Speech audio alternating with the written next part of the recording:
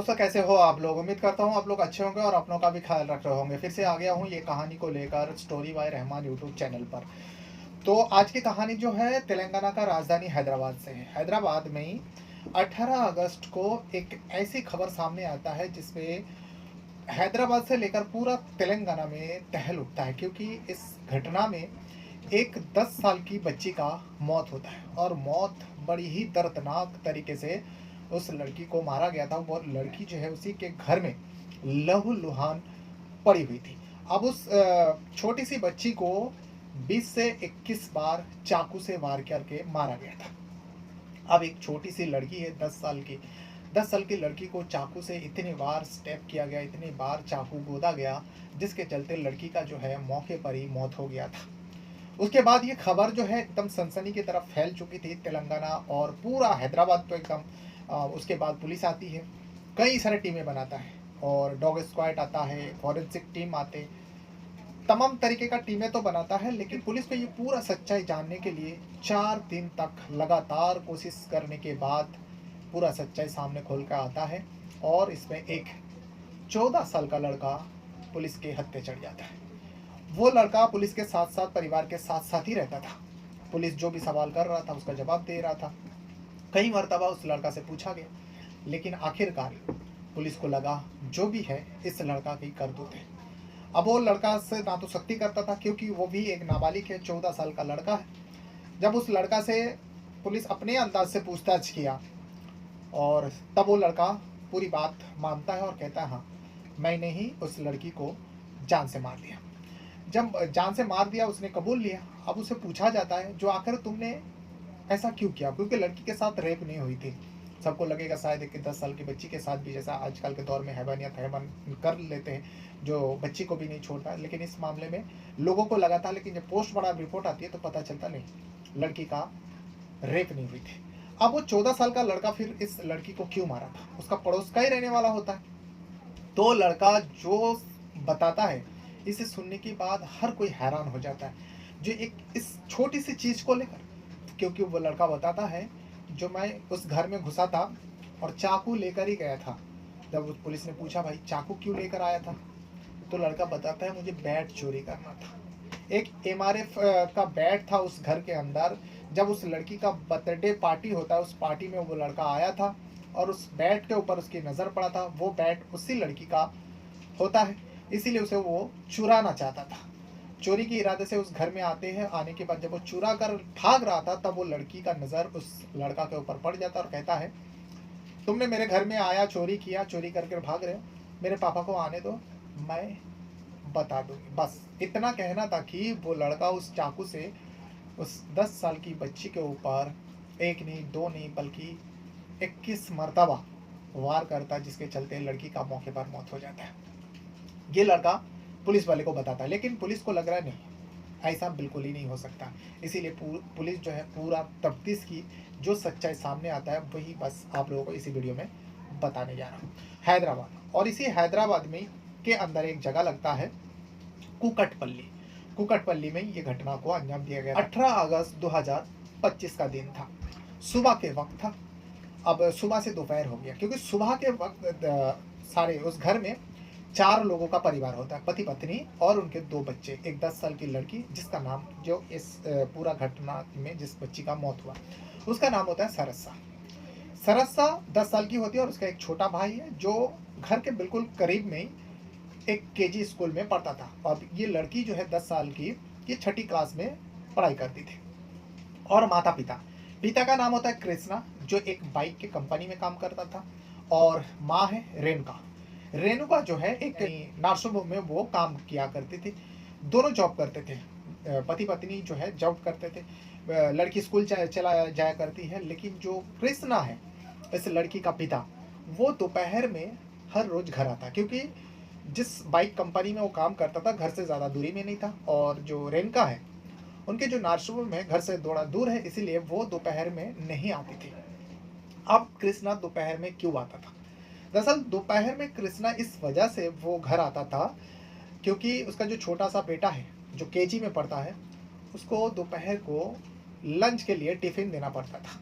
अब जब स्कूल का टिफ़िन का वक्त होता है तो कृष्णा आ जाता है घर से जो भी पत्नी रेनका बनाकर जाती, वो उस टिफ़िन को लेकर अपने बेटे के स्कूल में जाता और उसे पहुँचाकर फिर वो बाइक के कंपनी यानी शोरूम में चला जाता, जहाँ पर वो जॉब करता था। यही सब रूटीन था। लड़की सरसा जो है स्कूल में रहा करती थी। अब जिस दिन ये घटना हुआ, दिन था सोमवार, 18 अगस्त का दिन था। उस दिन भी कृष्णा दोपहर के वक्त घर आया। घर आने के बाद जब कमरे में गया तो उनके चीखें निकल पड़ता है, क्योंकि वो अपने 10 साल की बच्ची को बेड पर कमरे के अंदर लहूलुहान दिखता है। अब आपको लगेगा, जब दोनों बच्चे स्कूल जाते थे तो फिर उस दिन सोमवार था, तो लड़की घर पर क्यों थी? तो सरसा जो है उस दिन इस वजह से घर पर थी, क्योंकि उनके स्कूल, उस बच्ची का स्कूल में जो है स्पोर्ट यानी खेल के लिए कुछ प्रोग्राम चल रहा था स्कूल के अंदर, जिसके चलते स्कूल एक तरफ से देखा जाए तो छुट्टी चल रहा था। तो सरसा उस दिन स्कूल नहीं गई थी, वो घर पर ही थी। लेकिन जब कृष्णा घर आता है, अपनी बेटी को बेड पर लहूलुहान देखता है, तो उनके तो चीखे निकाल पड़ते हैं। आसपास के लोग सारे जमा हो जाते हैं। सारे लोग भी इस दृश्य को देखकर हैरान हो जाता है, क्योंकि किसी को कुछ पता ही नहीं चला था सरसा को इस तरीके से मारा गया था, और उसके चीखे किसी को सुनाई नहीं दिया था, जबकि बगल बगल में सब घर था। फौरन जो है पुलिस को खबर दी जाती है। बालानगर पुलिस थाने में कृष्णा सबसे पहले तो इस खबर को अपनी पत्नी को देता है, उसके बाद अपनी बेटी को उठाकर जो भी नज़दीकी अस्पताल था वहाँ पर लेकर जाते हैं। लेकिन देख के ही पता लग गया था उस बच्ची का मौत हो चुकी थी। उसके बाद पुलिस को खबर दी जाती है बालानगर पुलिस थाने में। शाम होते होते 18 अगस्त को बालानगर पुलिस वाले जब वहाँ पर आते हैं, तो इस मंजर को देखने के बाद, एक छोटी सी बच्ची को देखने के बाद, उन लोग भी हैरान हो जाते हैं। कई सारी टीमें बना देते हैं। डॉग स्क्वाड आता है, फॉरेंसिक टीम आता है, जो भी सबूत वहाँ से मिलता है सारे इकट्ठा करता है और लड़की का पोस्टमार्टम के लिए भेज देता है। सबसे पहले तो सबको लगा था, हो सकता है इस लड़की के साथ कोई दरिंदगी किया गया होगा, यानी उस बच्ची के साथ कोई हैवानियत किया होगा, हैवान ने। लेकिन ऐसा पोस्टमार्टम से नहीं आता, क्योंकि लड़की के साथ कोई हैवानियत नहीं हुई थी, कोई रेप वगैरह नहीं हुई थी। लेकिन हाँ, लड़की को जो है 21 बार चाकू से स्टैब किया गया था, चाकू मारा गया था। हैरान कर देने वाली बात थी। सिर्फ हैदराबाद ही नहीं, पूरा तेलंगाना जो है इस खबर को जब जाना, सारे लोग परेशान हो गया। जो घर के अंदर बच्ची, अभी बच्ची सेफ नहीं है, और उस बच्ची को मारने वाला कौन हो सकता है? क्योंकि सबको लगा एक तो लड़की का रेप हो सकता है, लेकिन लड़की का रेप नहीं हुआ। और दूसरा वजह लगा था, शायद घर में कोई चोर आ गया था चोरी करने की इरादा। चोरी के एंगल में जब पुलिस वाले चेक करता है तो पता चलता नहीं, घर से कोई सामान गायब नहीं हुई थी, जैसा कि वैसा ही सब रखा हुआ था। उसके बाद सीसीटीवी खंगाला जाता है। उस इलाका में जितना भी, उस घर में तो कृष्णा का घर में सीसीटीवी नहीं थी, लेकिन उस इलाका में जितने भी सीसीटीवी थी, वो सारे सीसीटीवी को खंगालते हैं। जो कोई तो आता जाता दिखाई दिया होगा, लेकिन किसी को नज़र नहीं आता। हैरान हो जाता है, पुलिस भी हैरान हो जाता है, आसपास वाले भी हैरान हो जाता है। और फिर पुलिस का जो अलग अलग टीमें काम करने लगे थे, आसपास पड़ोसी से पूछताछ करने लगे। इसी कृष्णा के पड़ोस में रहने वाला एक परिवार है, जिस परिवार में एक 14 साल का लड़का भी है। उस 14 साल का लड़का से जब पूछताछ किया, एक एक करके सबसे पूछताछ हो रहे थे, तो उस 14 साल के लड़के से जब पूछताछ किया गया, वो लड़का ने पहला तो बताया नहीं, हमें कुछ पता नहीं, एकदम नॉर्मल तरीके से, जैसा किसी को भी अनजान व्यक्ति को कोई चीज़ के बारे में पूछ लोगे जिनको कुछ पता ही नहीं होगा, वो वैसे ही बताएगा। तो 14 साल का लड़का बिल्कुल वैसा ही बताया। दोबारा, क्योंकि पड़ोसी होने के नाते पुलिस वाला जो है दोबारा सबसे पूछताछ किया। उस लड़का से भी जब दोबारा पूछताछ किया, तब वो लड़का थोड़ा याद करता है, और याद करने के बाद बताता है, हाँ साहब, सोमवार को करीब 10:30 बजे मैंने उस लड़की सरसा का आवाज़, मेरे को ऐसा लगा था जो कोई तो चीख रही है, जो पापा बचाओ पापा बचाओ, इतनी सी बात उसके कान में पड़ी थी। लेकिन हाँ, वो साफ तौर पर नहीं कह सकता था। वो उस 14 साल का लड़का ने कहा, जो मैं साफ तौर पर नहीं कह सकता हूँ, जो उस आवाज़ जो है वो सरसा का ही थी। अब पुलिस को इतना ही काफ़ी था। तो पुलिस को लगा, हो सकता है जिस वक्त इस लड़की के ऊपर अटैक किया गया होगा, अपने आप को बचाने के लिए वो चीखी होगी, चिल्लाई होगी, तब वो लड़का के कान में आवाज़ गया। लेकिन जब पोस्टमार्टम का रिपोर्ट में उसकी मौत का जो टाइमिंग लिखा हुआ था, वो मैच नहीं कर रहा था, क्योंकि मौत 10 से पहले हुई थी, और ये लड़का बता रहा है जो 10:30 बजे, और उसके परिवार बताता है जो ये लड़का, क्योंकि वो लड़का खुद बताया था, जो ये लड़का जो है वो मैं जो हूँ स्कूल में चला गया था। पुलिस को उस लड़का के ऊपर थोड़ा सा शक हो गया। शक इस वजह से हुआ क्योंकि पहला बताया जो मैं करीब 10:30 बजे उस लड़की की आवाज़ सुनाई दिया। तो यहाँ पोस्टमार्टम से पता चला कि इस 10 से पहले उस लड़की का मौत हो चुकी थी। और अगर 10:30 बजे वो लड़का आवाज़ सुना, तो फिर वो स्कूल में होना चाहिए, वो घर पर क्या कर रहा था? वही शक थोड़ा पुलिस को उस बच्चे के ऊपर, 14 साल का लड़का के ऊपर मजबूर कर रहा था शक करने को। तो इसीलिए पुलिस ने सोचा कि चलो कुछ तो यहाँ पता नहीं चल रहा है, दिन बीत रहा था, 2 दिन हो चुका था।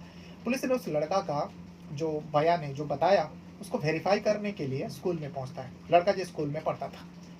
उस स्कूल में जाकर जब उसका चेक किया, जो उस दिन का सोमवार का रूटीन क्या है, जो स्कूल में आया था कि नहीं आया था, तो स्कूल वाले ने डायरी देख के बताया नहीं, उस दिन वो लड़का स्कूल नहीं आया था। जबकि उस लड़के का परिवार और लड़का खुद बताया था, जो हाँ मेरा बच्चा स्कूल चला गया, मैं स्कूल में था।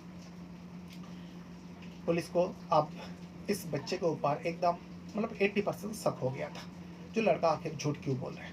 अगर स्कूल नहीं गया था तो स्कूल जाने का बात क्यों किया।